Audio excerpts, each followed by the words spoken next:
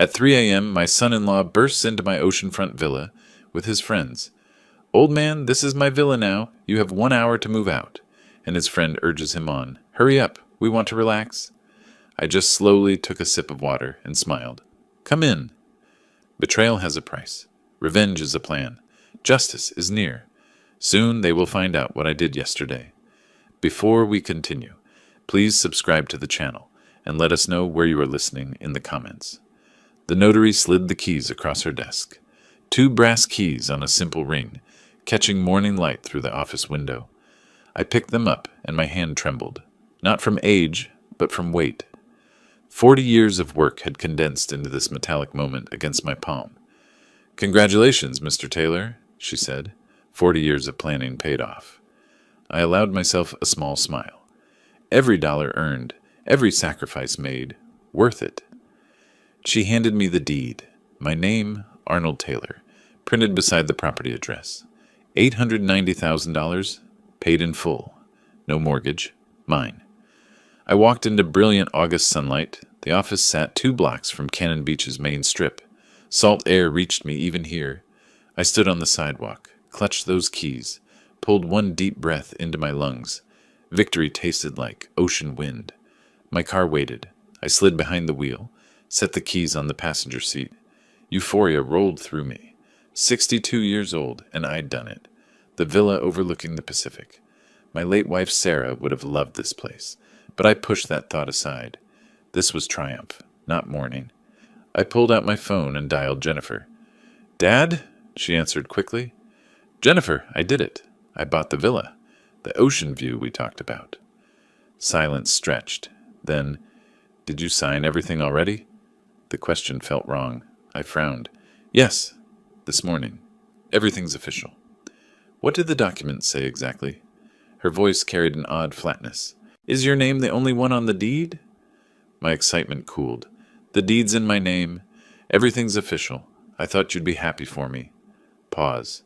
When she spoke again, artificial brightness had crept in, sugary and false. "I am, Dad. Congratulations." The disconnect between words and tone planted something cold in my stomach. I stared at my reflection in the rearview mirror, watched my smile fade. "Jennifer, is everything all right?" "Everything's fine. I have to go. Talk soon." The line died. I sat there 5 more minutes, phone in hand. Then I shook my head, started the engine, drove back to my apartment. The rental truck took an hour to load. 40 years of life didn't amount to much. Bedroom set, kitchen essentials, consultant certificates and frames, books, clothes. Material possessions had never mattered. The work mattered. This villa mattered. I drove south on Highway 101. When the Pacific came into full view, I pulled over. The ocean spread endlessly, whitecaps dancing like scattered pearls. Every extra shift flooded back, nights reviewing spreadsheets, weekends analyzing markets, declining invitations that cost money. This view was my dividend. I continued to Cannon Beach. The villa stood as I'd seen it before, 2 stories of weathered cedar and glass, perched with unobstructed ocean access. I parked, unlocked the door with those brass keys, stepped inside. Fresh paint smell. I walked room to room, fingers trailing walls, opening windows for salt air. Hardwood gleamed. The kitchen had granite countertops I'd never use elaborately. 6 decades of simple meals needed no change. But the deck stretched across the entire back, and from there, the Pacific filled everything. I stood at the railing, watched sunset paint the sky orange and purple. Seagulls wheeled overhead. My mind drifted to Sarah. Her years of begging for something like this. My repeated, "Not yet. We need more savings." She died before those years ran out. Breast cancer. 5 years ago last March. I shook off melancholy. This villa honored her memory by existing. She'd want me enjoying it, not mourning. I unpacked essentials. Bedroom first. Assembled the frame. Made it with clean sheets. Placed Sarah's photo on the nightstand. Not a shrine. Just fact. She'd been my wife 30 years. Her absence shaped me as surely as her presence had. Kitchen next. Plates, glasses, silverware in cabinets, coffee maker on the counter, my one luxury. Tomorrow would start with caffeine and ocean views. By 10 o'clock, exhaustion settled into my bones, the earned kind. I showered, changed, lay down. The window framed dark sky and darker water. Peace settled over me. Then my phone vibrated. Jennifer's name glowed. Midnight calls weren't her pattern. I answered immediately. Dad! That artificial brightness again. Kevin wants to bring you a surprise tomorrow. A housewarming gift. He'll come by early. I sat up. What kind of surprise? It's midnight, Jennifer. Just a housewarming thing. Words came hurried, rehearsed. He'll explain when he gets there. Jennifer, is something wrong? Nothing's wrong. See you tomorrow. The line died before I could respond. I stared at the phone, then at dark ocean beyond the window. Kevin, my son-in-law of 5 years, married to Jennifer in a ceremony I'd paid for completely. Kevin, who worked in commercial real estate, always evaluating things, calculating their worth. Kevin, who'd asked too many questions about my retirement savings last Thanksgiving. I set the phone down deliberately, lay back against pillows. But my eyes stayed open, fixed on ceiling shadows, moving with unseen waves. A surprise, at dawn, delivered by Kevin. Nothing about this felt like a gift. My jaw tightened. I reached for the water glass beside Sarah's photo, took a long drink, set it down with precise care. I didn't sleep that night. I waited. I lay in darkness, watching shadows crawl across the ceiling. The clock tracked time with cruel precision. 1 o'clock, 2 o'clock. My phone sat silent. I picked it up twice. Considered calling Jennifer, set it down both times. Whatever was coming would arrive regardless. At 3 in the morning, pounding started. 3 sharp bangs against the front door, violent, demanding. I jolted upright, heart hammering. More pounding followed, rapid and aggressive. Male voices outside, loud, slurred. I swung my legs out, sat on the bed's edge. My pulse needed steadying. Another series of violent knocks shook the frame. I stood, moved through darkness toward the kitchen. The pounding continued. I didn't hurry. I walked to the sink, turned on overhead light, filled a glass with cold water. The liquid caught light, clear and steady. I raised it, drank slowly, deliberately. Cold traveled down my throat, spread through my chest, calmed the adrenaline. More banging, voices rising. I set the glass down, refilled it, carried it toward the door. My hand was steady now. I stood before the door without opening.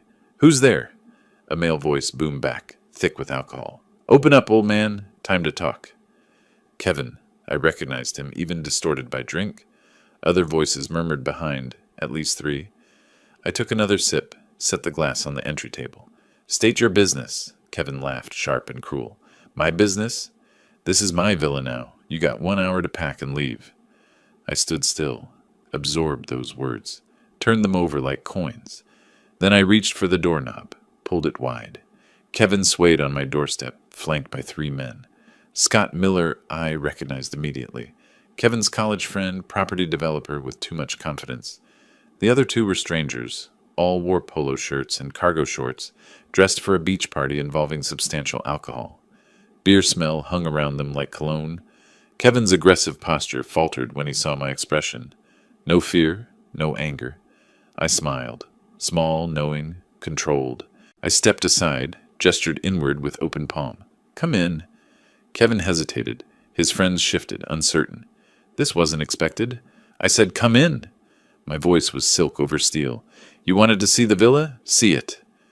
Kevin entered first, trying to reclaim swagger. Others followed. I closed the door behind them, walked past Kevin to living room windows, pulling back curtains. Moonlight flooded the space. I wanted to see them clearly. Scott made a crude comment about finally getting a decent beach house. I didn't react, just stood holding my water, watching them spread through my living room like stains. Kevin turned, planting his feet wide. Where are the property documents? You're signing them over. Jennifer said you'd cooperate. I set my glass on the coffee table with precise care. The small clink punctuated silence. Jennifer said that. Yeah. Kevin crossed his arms, trying to project authority his drunkenness undermined. So get the papers. We don't have all night. I looked at him directly. Tell me, Kevin, did Jennifer mention what I did yesterday? Kevin scoffed. What you did, you bought a house. So what? I let my smile widen fractionally. Not just that. There were other arrangements, legal ones. Scott stepped forward, emboldened by numbers. What's he talking about? I picked up my glass again, took another slow sip. You'll find out, soon enough. But since you're here, take a look around. Consider it your first and last tour. Kevin's face reddened. First and last? We're moving in next week. Jennifer already picked furniture. Are you? I kept my voice soft, almost gentle. We'll see. The ambiguity landed like a slap. Kevin glanced at Scott, who shrugged. One unnamed friend shifted nervously near the doorway. Kevin tried rallying aggression. Listen, old man, I don't know what game you think you're playing, but this villa belongs to us now. Jennifer's your only child. She inherits everything eventually. We're just speeding up the process. Speeding up, I repeated, tasting the phrase. Interesting choice of words. I walked past them toward the hallway, moved through the living room like I owned it, because I did. They followed uncertainly, bravado cracking with each step. I could feel their confusion, smell their doubt mixing with alcohol fumes. Kevin tried once more. Where are you going? You asked for documents. I stopped, looked back over my shoulder. I'm getting documents. I continued toward my study, the room I'd set up that afternoon with particular care. My desk, filing cabinet, safe. Kevin followed eagerly, thinking he'd won. Scott and others trailed behind, touching furniture as they passed, already claiming ownership, already dividing up my life like scavengers over a carcass they assumed dead. I reached the study, pushed the door open. Moonlight illuminated my desk, leather chair, the small safe in the corner. Kevin crowded behind, breathing heavily. So where are they? His patience eroding, replaced by ugly anticipation. Where are the property papers? I moved to the desk, opened the top drawer. Inside lay several file folders, organized yesterday afternoon, right after unpacking. My hands moved with deliberate calm. Let me show you something. Kevin stepped closer, practically vibrating with greed. Scott leaned from the doorway. The other two hovered in the hall. I pulled out a folder, but didn't open it yet. Instead, I looked at Kevin directly, let him see calculation in my eyes. Tell me something first. When Jennifer called you yesterday, after I told her about this place, what exactly did she say? Kevin's expression shifted. Suspicion flickered. That's none of your concern. Humor me? He laughed, harsh and dismissive. She said you'd finally done it. Bought the villa with all your precious savings. Said the timing was perfect. He leaned forward, breath sour. Said you were getting old, making poor decisions. That maybe you needed help managing your assets? There it was, the trap's shape, exposed in moonlight. I nodded slowly. I see. And you believed her. Why wouldn't I? Kevin grabbed for the folder.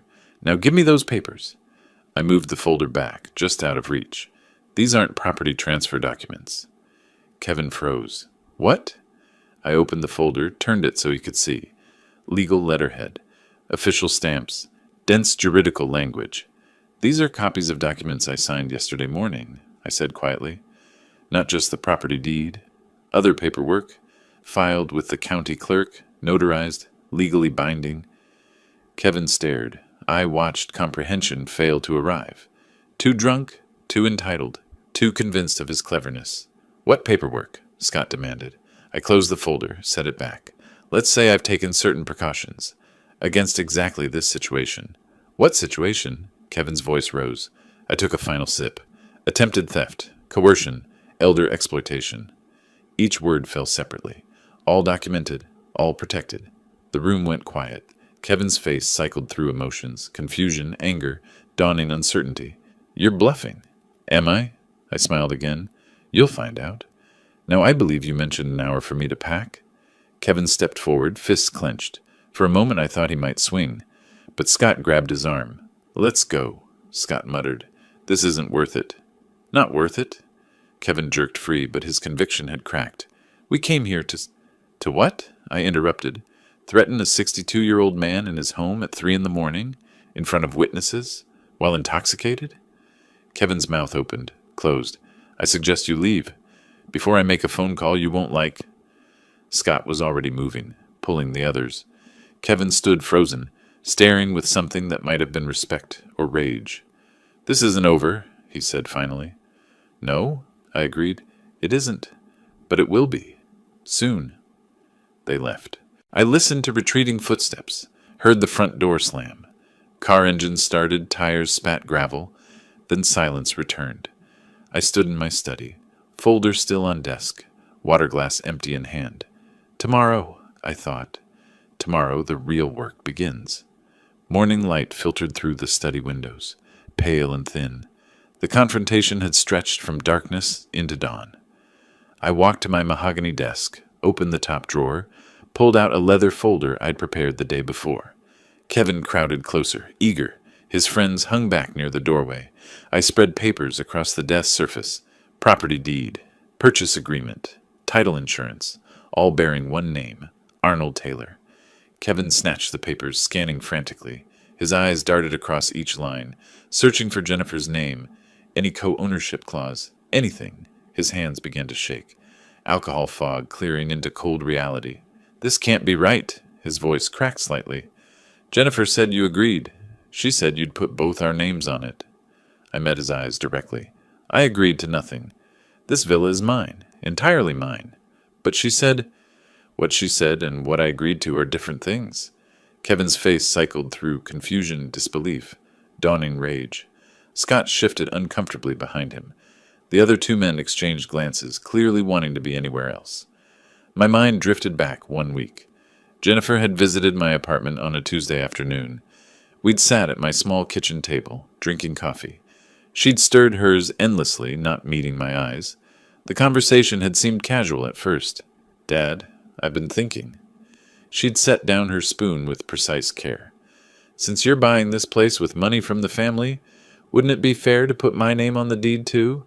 Just in case something happens to you. I'd lowered my cup slowly. Why would something happen to me? Just... She'd waved her hand vaguely. You're getting older. It simplifies inheritance. There it was. Not love. Not concern. Strategy. Ice had slid down my spine. I'd smiled, nodded vaguely, said I'd think about it. That night I'd called my financial advisor, restructured everything to be ironclad. Jennifer's casual suggestion had shown me the blade before it struck. Kevin's voice yanked me back to the present. He'd pulled out his phone, was dialing. Past 4 a.m, but he didn't care. Jennifer, he didn't sign anything. The villa's still his. I could hear her voice through the speaker, high-pitched and panicked. That's impossible. He promised. He promised nothing. We look like idiots. Well, whose idea was it to show up drunk at 3 a.m.? Kevin's face reddened. Your intelligence was wrong. You said he'd cooperate. I said he was considering it. You decided to rush in like what? Like we had an agreement? Their argument escalated. Scott and the others shifted uncomfortably, realizing they'd walked into family disaster, not simple takeover. I let them argue, let them expose themselves fully. Then I spoke, cutting through their chaos. You have 24 hours. Kevin spun toward me. 24 hours for what? I gestured toward the door. To leave my property and never return. After that, I called the police. Trespassing charges, breaking and entering, attempted coercion, your choice. Kevin's flush deepened. You can't do this. We'll sue. Jennifer will sue. You're too old to manage this place anyway. We'll prove you're incompetent. My smile felt thin, sharp against my teeth. Try it. I have 40 years of financial records proving competence. What do you have? Entitlement? Kevin took a step closer, aggressive posture returning. We'll find a way, old man. Lawyers, doctors, whatever it takes. You think you can just cut out your own daughter? I didn't flinch. I'm not cutting her out. She cut herself out when she decided I was a bank account instead of a father. The words hit like a slap. Kevin's mouth opened, closed. For a moment he had no response. Scott muttered from the doorway, Man, let's just go. This is done. They retreated. Kevin paused at the threshold, tried to rally one last time. This isn't over. It is for tonight, I said quietly. Don't come back. The door closed behind them. I stood alone in my study, documents still spread across the desk. Dawn light strengthened through the windows, painting everything gold and cold. I walked to the window, watched their car lights disappear down the coastal road. The sound of the engine faded into morning silence. Relief and awareness warred in my chest. This was just beginning. I gathered the documents, placed them back in the leather folder. My phone buzzed against the desk. Jennifer's name glowed on the screen. One ring, two, three, four. I didn't answer. The buzzing stopped. Silence returned. I set the phone down and spoke aloud to the empty room. Now it begins. My hand reached for the desk drawer, pulled it open. Inside lay a business card I'd placed there yesterday, anticipating exactly this moment. Rebecca Young, attorney at law, estate planning and elder law. I picked up the card, turned it over in my fingers. The weight of what came next settled over me. Tomorrow I would make the call. Tonight I needed to think. I left the study, walked through my villa as sunrise filled every room with light. This place was mine. I'd earned it, and I would defend it with everything I had. The next day, late morning, I sat in a downtown law office waiting room, dressed formally, button-down shirt, pressed slacks. The business card from last night was back in my wallet. Professional surroundings, muted colors, legal magazines, receptionist typing quietly. "Mr. Taylor, Ms. Young will see you now." I rose, carrying my leather folder, followed her down a short hallway. Rebecca Young's office was modest but professional. Law books lined the walls. Framed diplomas hung beside the window overlooking downtown traffic. She stood when I entered, early 40s, sharp eyes, firm handshake. "Mr. Taylor, please sit." I settled into the chair across from her desk, set the folder between us. "Tell me what's happening," she said, pen poised over a legal pad. I explained. The villa purchase. Jennifer's suggestion, Kevin's 3 a.m. invasion, the threats. She listened without interrupting, took occasional notes. When I finished, she set down her pen. "My retainer is $350 per hour. Estate law can get expensive. I'll pay it." My voice came out flat, certain. "I didn't work 40 years to be cheated by family." She nodded. "You mentioned possible legal action from them. They're claiming I'm not competent to own property." Her eyebrows rose fractionally. "Based on what evidence?" "Based on wanting my money." A brief smile crossed her face. "I'll need all your documentation. Property deed, financial records, any communications with your daughter or son-in-law?" I slid the folder across her desk. She reviewed quickly, efficiently, flipping through pages with practiced speed. "This is solid. You're clearly competent. But if they sue?" She looked up. "We'll need to build a defense. Build whatever you need. I'll start today." I left her office feeling something like control returning. A professional ally. Someone who understood the battlefield. 2 hours later, I pulled into my villa driveway. As I shifted into park, my phone rang. Rebecca Young. "Mr. Taylor, we have a problem." Ice formed in my stomach. "What kind of problem?" "Your daughter and son-in-law filed a petition this morning. They're seeking conservatorship, claiming you lack capacity to manage finances due to age." Silence.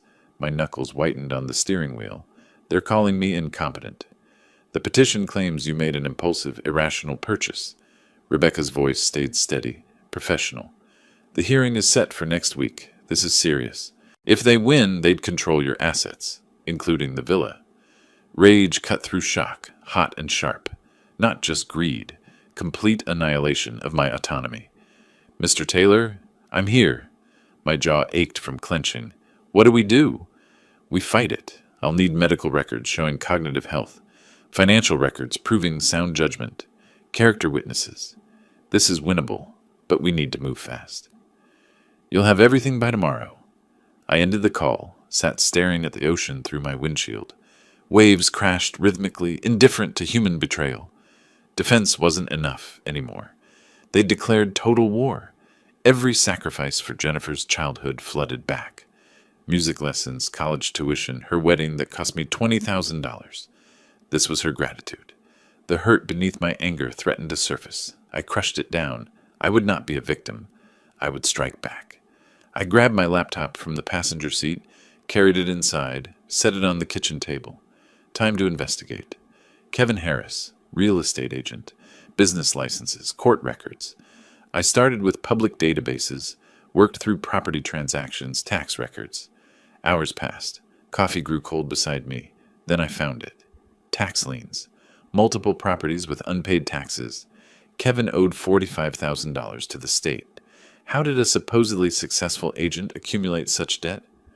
I dug deeper. Foreclosure notices, dismissed lawsuits, complaints filed with the Real Estate Licensing Board. Kevin's business was barely surviving, held together with borrowed money and false confidence. Suddenly, the villa grab made perfect sense. Not just greed, desperation. Kevin needed the villa to save himself financially. The property was his lifeline. I leaned back, mind racing. This weakness was exploitable.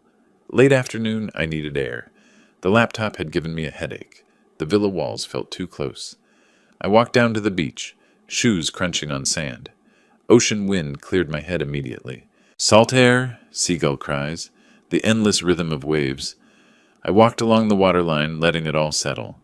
An older woman stood near the surf, tossing bread to gulls.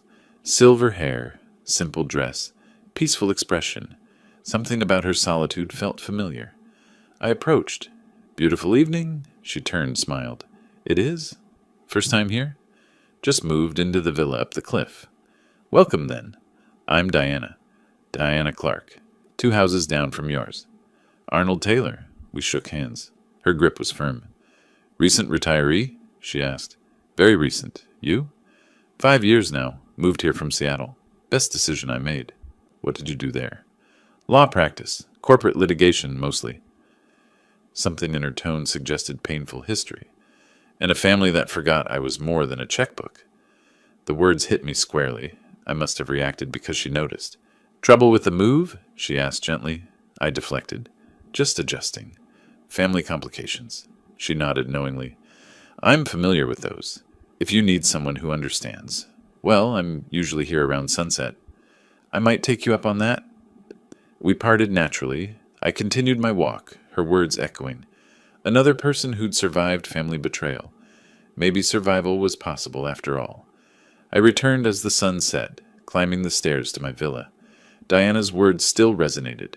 Inside, my laptop sat on the kitchen table. Screen dark. I approached it, woke it up. The tax line document for Kevin Harris glowed, 45,000 in red numbers. My finger hovered over the trackpad.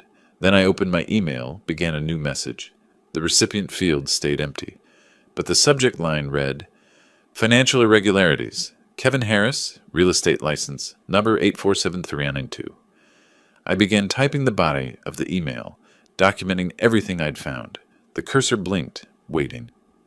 August 19th. Morning fog rolled off the ocean, gray and thick. I sat at my kitchen table, coffee cooling beside my laptop. The email was complete, addressed to the IRS tip line. My cursor hovered over Send. I clicked.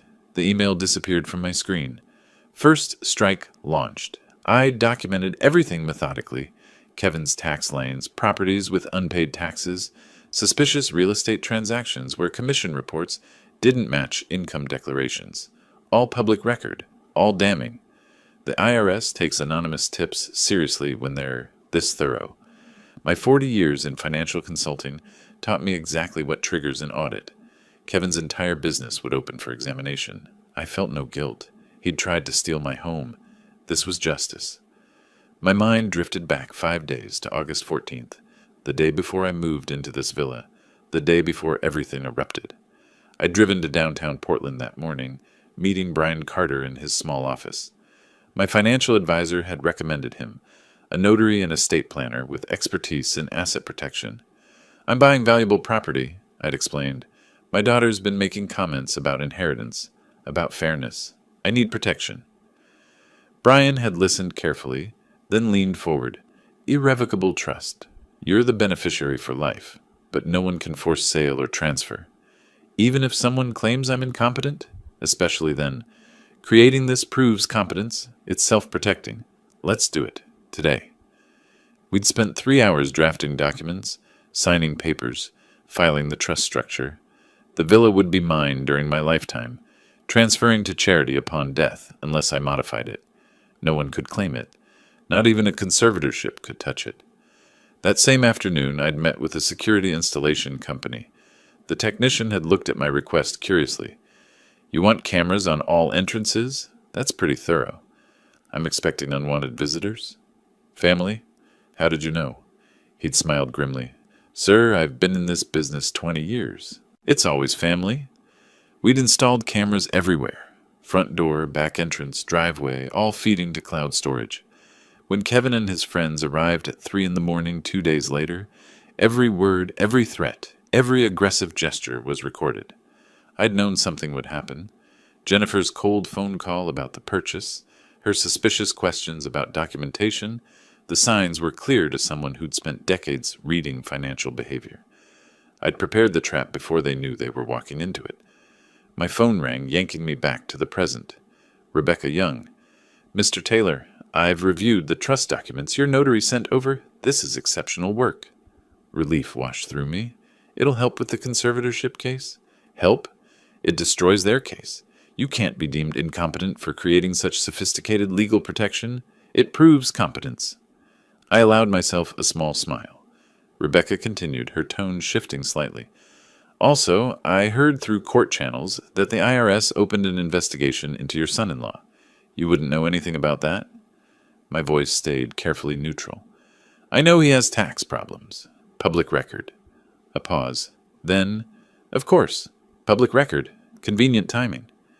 She understood exactly what I'd done. Professional respect colored her tone. Late afternoon, I walked down to the beach. Diana was there, same spot as before, watching gulls wheel overhead. How are your family complications? She asked as I approached. Something about her made me feel safe. I shared more than I'd intended. The lawsuit, the conservatorship claim, my countermeasures. Diana listened without judgment. Then she spoke quietly. 3 years ago, my son claimed I was showing signs of dementia. Tried to get power of attorney over my assets. Her voice hardened. He'd been forging my signature on checks. I stopped walking. What did you do? I fought back, exposed him, cut him off completely. She met my eyes. Family ties don't excuse theft. They tried to erase your autonomy. She's still my daughter. And you're still her father. That's why it hurts. But it doesn't make you wrong. When does it stop hurting? Diana bent down, picked up a piece of driftwood, turned it over in her hands. Weathered, scarred, but intact. When you accept that you saved yourself, that's worth celebrating. We walked in silence for a while. The ocean rhythm steadied something inside me. As twilight deepened, Diana paused at the path to her house. Would you like to have dinner sometime, as friends who understand each other? I hesitated, not from disinterest, but from the strangeness of connection after such betrayal. Then I nodded. I'd like that. Friday evening? Friday works. Diana smiled and headed up her path. I climbed my porch steps, unlocked my door. Inside, my phone was ringing. Unknown number. I answered. Hello? Mr. Taylor, this is Agent Martinez with the IRS. I have some questions about a tip we received regarding Kevin Harris. My hand tightened on the phone. It was working. August 21st, I was making breakfast when my phone rang. Marcus Reed, an old friend from my consulting days. Arnold, I got a strange call yesterday, from Jennifer. His voice carried uncertainty. She said you're having memory problems, making irrational decisions. I told her that was nonsense, but is everything all right? My stomach dropped. Marcus, I'm fine. Jennifer wants my property. When I refused, she sued me. That's hard to believe. Your own daughter? I have the court documents. After he hung up, another call came. Sarah Chen, former colleague. Same concerned questions. Same story from Jennifer. By noon, I'd received 7 calls. Old colleagues, distant relatives, even my accountant, all asking if I was experiencing cognitive decline.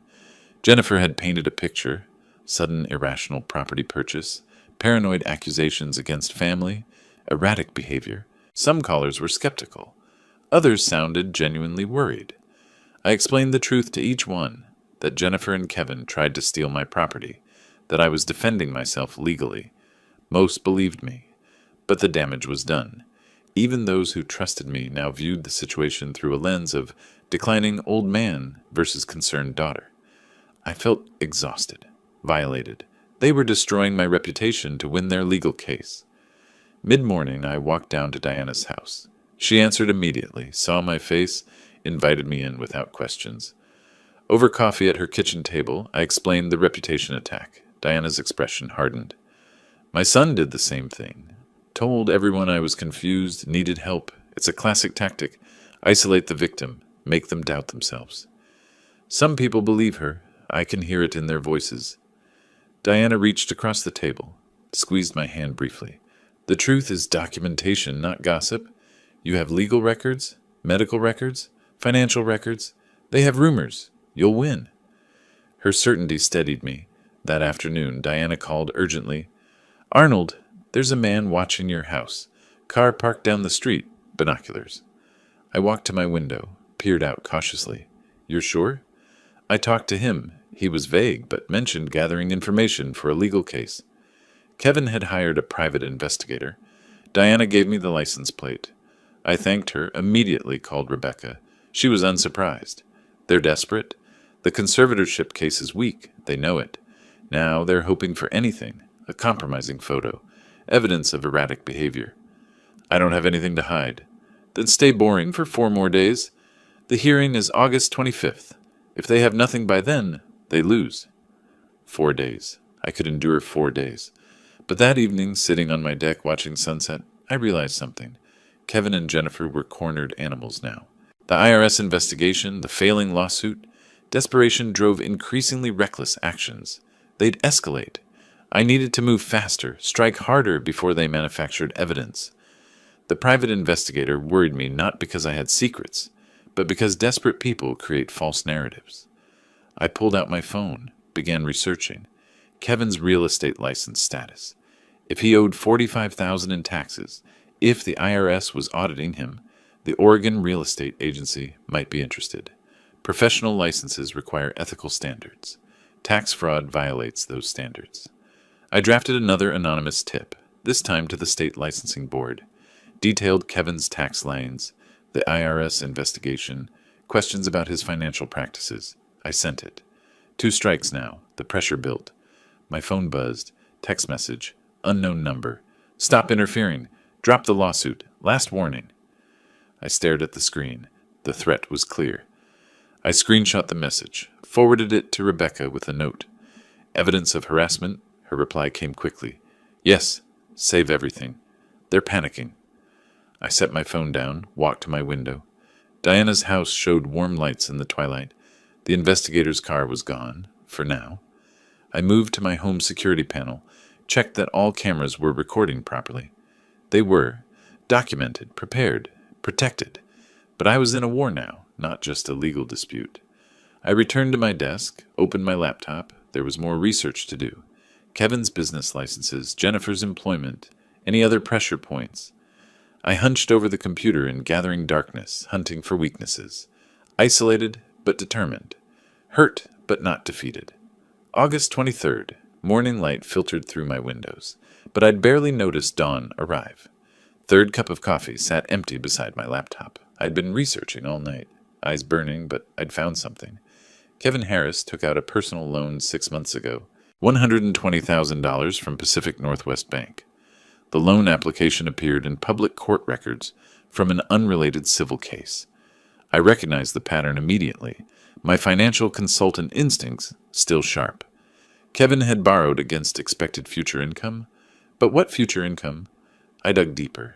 The loan document mentioned anticipated inheritance proceeds as collateral justification. My blood ran cold. Kevin told the bank he was about to inherit significant assets from his father-in-law.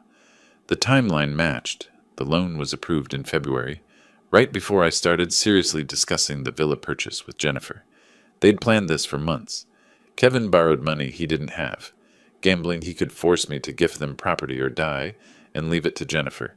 The audacity was breathtaking. The stupidity, even more so. I immediately called Rebecca. He borrowed $120,000, claiming he'd inherit from me. I never promised that. Her response was swift. That's loan fraud if he misrepresented collateral. We can destroy him with this. I want a formal declaration. I'm leaving nothing to Jennifer or Kevin. That'll trigger default. The bank will demand immediate repayment. Good. Let him feel what desperation actually means. Within hours, Rebecca drafted the declaration, notarized it, filed it with the court, and sent copies to Pacific Northwest Bank.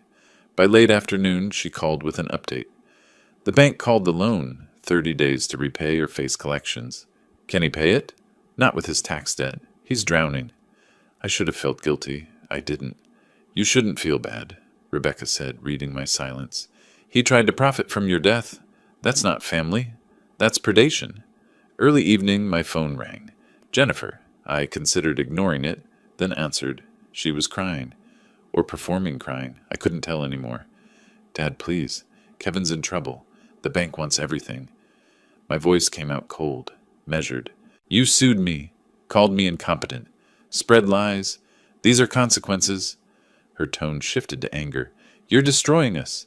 Your own daughter. What kind of daughter tries to steal from her father? Silence. We needed that money.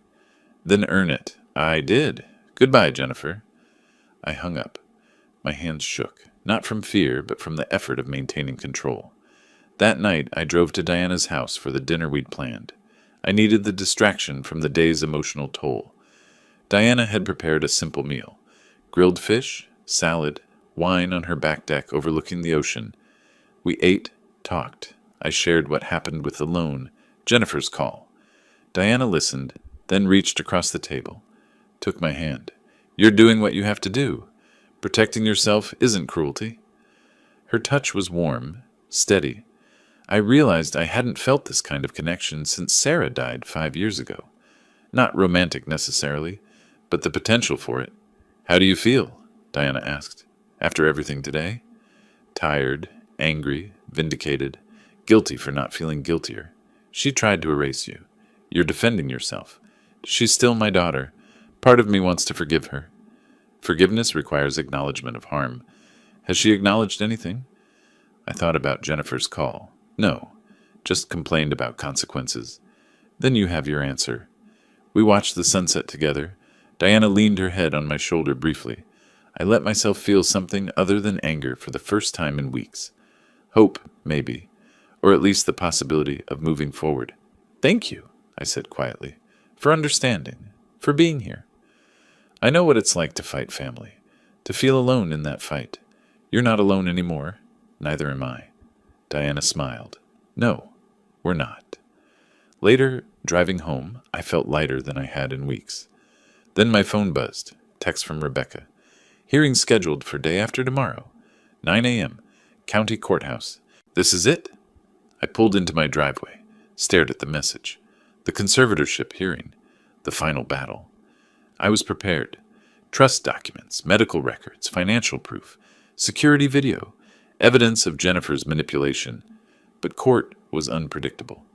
What if the judge believed their narrative despite evidence? I looked up at my villa, the home I'd bought with 40 years of work. I typed back, I'll be there. Let's finish this. I walked to my door. The night air was cold off the ocean. The hearing was 48 hours away. August 25th. I stood before my bathroom mirror, adjusting my tie. 3 hours of sleep, maybe. Spent mostly reviewing documents, running through potential questions. The hearing was in 90 minutes. Navy suit, white shirt, conservative tie. I needed to embody competence, sanity, capability. My reflection looked older than I remembered. Stress ages everyone. But my eyes were clear, focused. I gathered my documents, checked my phone. Diana, you've got this. Call me after. Rebecca, meet me at courthouse entrance, 8:30 a.m. I responded to both, then drove downtown. Rebecca waited outside the courthouse at exactly 8:30. Brian Carter stood beside her, the notary who'd created my trust. He'd testify about my mental competence during our meeting. They'll paint you as confused, impulsive, Rebecca said. We counter with documentation. Trust structure proves planning. Medical records prove health. Security footage proves they're the aggressors. I nodded. We entered the building, through security, up to the 3rd floor. Jennifer and Kevin were already in the waiting area with their lawyer, slick-looking man in an expensive suit. Kevin glared at me. I held his gaze for 3 seconds, then deliberately turned away. Jennifer looked away, face pale. The hearing began. Judge Patricia Morrison presiding, late 50s, stern expression, no-nonsense demeanor. Kevin and Jennifer's lawyer presented first. Your Honor, we're deeply concerned about Mr. Taylor's recent behavior. At age 62, he made an impulsive $890,000 property purchase without consulting family. He's become paranoid, aggressive. We believe he lacks capacity to manage his affairs. Rebecca countered with precision. She presented the trust documents, created after thorough consultation with a licensed notary. Medical evaluation from my doctor dated 1 week ago. Patient shows no signs of cognitive decline. Financial records spanning 40 years. Consistent, methodical, exemplary. Then the security footage. Kevin and 3 men at 3 in the morning demanding I vacate, making threats. The judge watched, expression darkening. Rebecca introduced evidence of Kevin's $45,000 in tax debt, the $120,000 loan obtained under false pretenses, the IRS investigation. Your Honor, this isn't about concern for Mr. Taylor's well-being. This is about financial desperation and attempted theft. The opposing lawyer objected, irrelevant to competency. Judge Morrison overruled, it's relevant to motive. Overruled. Brian Carter testified, Mr. Taylor understood every aspect of the trust structure. He asked intelligent questions, demonstrated full awareness. I saw no signs of impairment. The judge asked me directly, Mr. Taylor, why did you purchase this property? My response came calm, clear. I worked 40 years for that home, saved methodically. It's my retirement dream, earned through legitimate work. Your daughter claims you're cutting her out unfairly. I'm protecting what I earned from people who tried to take it without earning it. Judge Morrison didn't hesitate. Petition denied. Mr. Taylor has demonstrated clear competence through sophisticated estate planning, maintained financial health, and legitimate reasons for his actions. The petitioners have demonstrated financial motivation that undermines their credibility. She continued. Furthermore, the security footage shows attempted coercion. Mr. Taylor, you're entitled to file for a restraining order if you wish. Then the final blow. Petitioners will pay Mr. Taylor's legal fees. I'm awarding $18,000 in costs. Kevin's face went crimson. Jennifer started crying. Real tears now. I felt vindication, sharp and clean. Outside the courthouse, I walked toward my car with Rebecca and Brian. Behind us, rapid footsteps. Kevin charged, fist raised, shouting, You destroyed everything! Courthouse security tackled him before he reached me. Cameras everywhere captured it. Rebecca immediately moved. We need a restraining order, now. Within the hour, a temporary order was issued. Kevin couldn't come within 500 feet of me. Jennifer appeared, sobbing. Dad, please, I'm sorry. Forgive us. But I heard the manipulation. She was sorry they lost, not sorry for what they'd done. Are you sorry you hurt me? Or sorry it didn't work? Her face hardened. She turned away. I watched her go, felt the final thread snap. Driving away, restraining order paperwork on my passenger seat, I called Diana. It's over. I won. Her voice was warm with relief. Come over. We'll celebrate. I agreed, but as I turned onto the coastal highway, my phone buzzed. Email from Rebecca. IRS completed initial review. Kevin owes $67,000 in back taxes, penalties, interest. They're moving to seize assets. Thought you'd want to know. I stared at it at a red light. I'd won in court. Kevin's financial life was collapsing. I should have felt triumphant. Instead, I felt empty. The victory was complete. But the cost, my relationship with Jennifer, was permanent. Diana's back deck, evening of August 25th. I sat with wine untouched beside me. She waited patiently across the table. I'd been silent for 10 minutes since arriving. Finally, I spoke. I won. Completely. The judge ruled in my favor. Kevin's being investigated by the IRS. Their reputation is destroyed. So why do I feel like this? Like what? Diana asked gently. Empty. I thought victory would feel different. She nodded with understanding. Because winning doesn't erase what made the fight necessary. The next 2 days, I struggled with the hollowness. I'd protected my property, exposed their greed, won in court, but I'd also permanently lost my daughter. That realization settled gradually. Jennifer wasn't temporarily estranged. She was gone. I spent hours walking the beach alone, thinking. Diana gave me space but remained available. Winning the battle didn't erase the pain of why the battle was necessary. My daughter had tried to erase my autonomy, steal my life's work, destroy my reputation. That betrayal couldn't be undone by a court ruling. On August 27th morning, I called Rebecca with a decision. I want to change my will. Everything goes to charity. The Oregon Coast Conservation Fund and the Alzheimer's Association. Nothing to Jennifer. Rebecca was quiet. Are you sure? That's permanent. She wanted my death to enrich her. I'm ensuring my death enriches people who need it. I'll draft it. Also, I want Diana Clark included. If she survives me and agrees, she gets the villa. She's earned more trust in 2 weeks than Jennifer earned in 35 years. By afternoon, I signed the new will with Brian Carter as witness. It felt like closing a door. Painful, but necessary. That evening, I sat at my desk, opened my laptop, began typing a letter to Jennifer. Not angry. I'd moved beyond anger. Explanatory. Jennifer, I've changed my will. You'll inherit nothing from me. This isn't punishment. It's protection. You saw me as a resource, not a person. You tried to have me declared incompetent. You spread lies about my mental health. These actions revealed what I mean to you. A bank account, I continued typing. Love doesn't demand inheritance. Love doesn't require someone's death to benefit. Real love celebrates their life. I loved you as a father. I provided everything you needed and most of what you wanted. But I won't let you erase my autonomy or steal my dignity. If you ever genuinely change, not because you want money, but because you understand what you did wrong, contact me. Until then, goodbye. I read it 3 times, then sent it. The moment the email left my outbox, something released.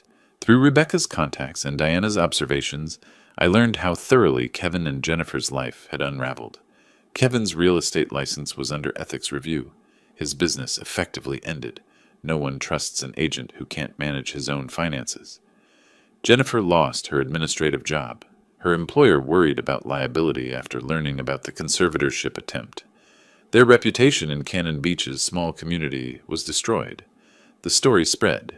They tried to steal from her elderly father, claimed he was incompetent, lost spectacularly in court. I felt no satisfaction in their suffering, but I didn't feel guilt either. They created this outcome through their choices. What I didn't know, Jennifer sat in their small rental apartment. They'd lost their house, couldn't afford the mortgage, laptop open, composing her own letter. For the first time, she wasn't calculating maximum effect. She was genuinely confronting what she'd done. Dad, I destroyed everything. Not you, me. Kevin and I saw you as money, not a person. We convinced ourselves we deserved your property because we were family. We were wrong, grotesquely wrong. I don't expect forgiveness. I don't deserve it. I just need you to know. I finally understand.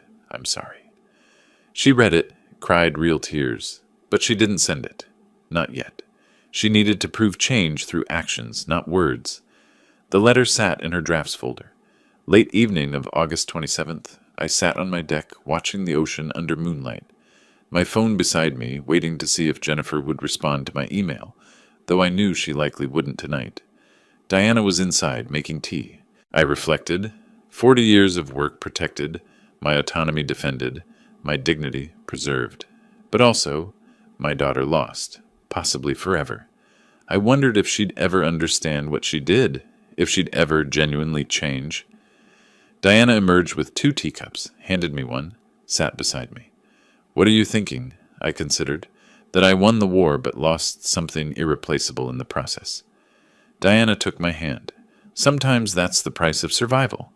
The question is, what do you do next? I squeezed her hand. Good question.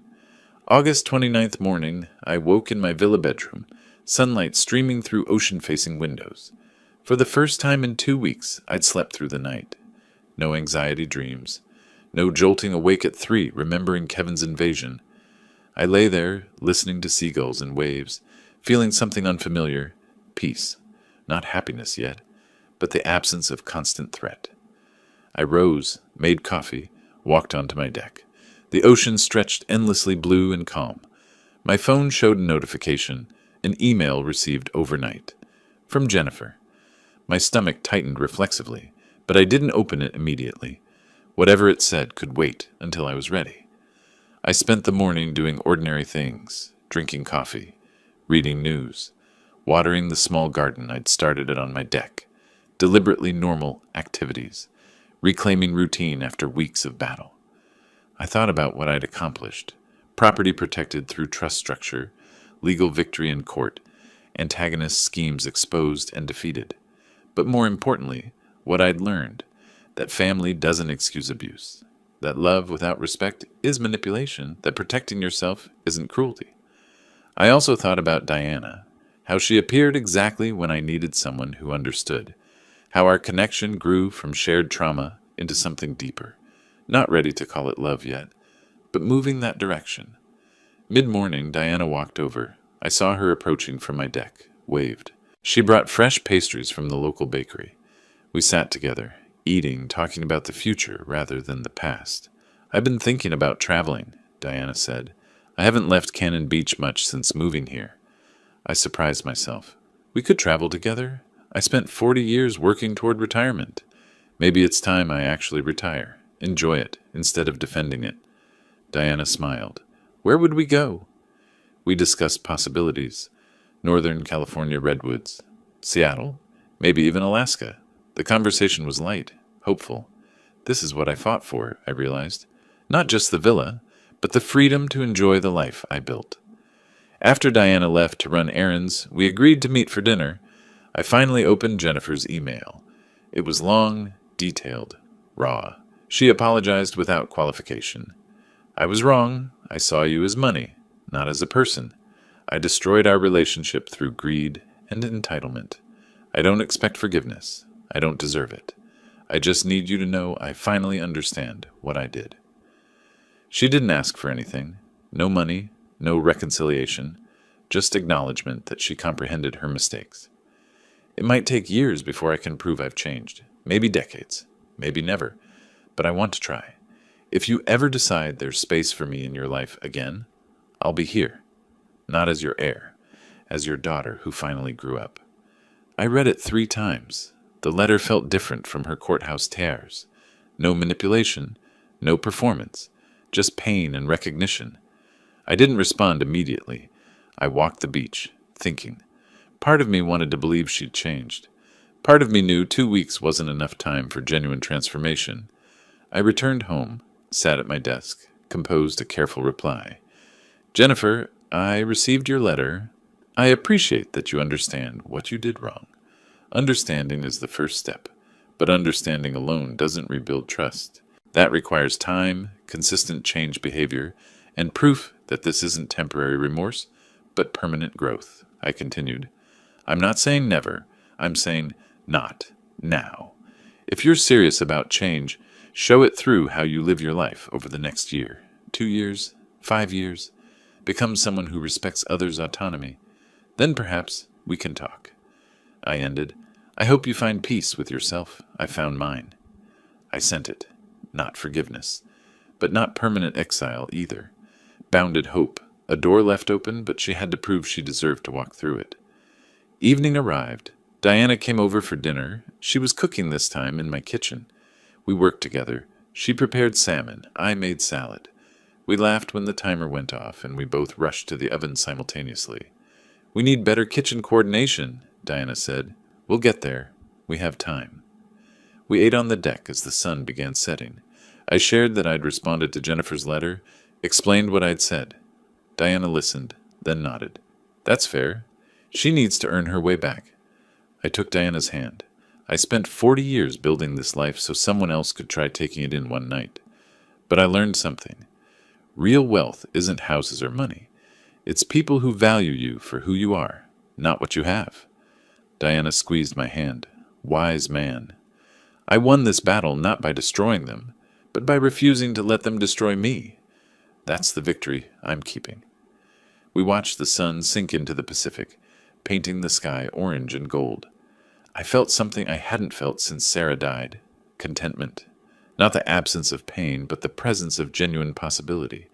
Whatever came next, travel, deeper relationship with Diana, perhaps eventual reconciliation with Jennifer if she proved herself, I'd face it as someone who knew his worth and refused to compromise it. Diana leaned her head on my shoulder. I closed my eyes, felt the ocean breeze, heard the waves. I fought for this peace. I earned this contentment.